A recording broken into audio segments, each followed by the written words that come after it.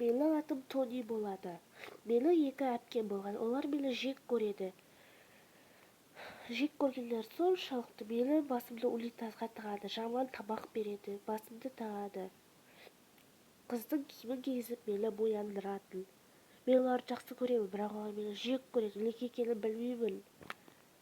Тамақ жеп отырсам келіп тиіседі. Басыма бөшек киіз қойып, мені қараңғы бөлмеге қамап қоятын. Және де апам мені жақсы көрсе, тамақ салып берсе, олар келіп менің тамағымды тартып алып тиіседі. Апам жұмыс істейтін, құрылыста жұмыс істейтін. Мен өстім.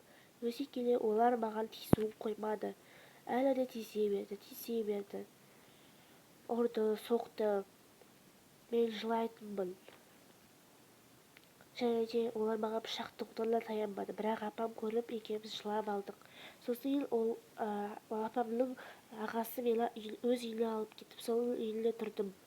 Бірақ ол да ұзаққа созылмады. Ол үйді сатып жіберіп, ол кісі қайтыс болды. Мен далада жүрдім, қарлам ашып жүрді. Балалардың бәрі телефондармен ойнап, өздерімен өздері болды. Менде дос та жоқ болды. Сосын менде телефоным өтірік ойыншық телефон болатын. Бәрі кетіп қалды. Мен ғана өтірік ойлап отырдым. Қарным ашты. Бәрі хот-дог жеп жүр.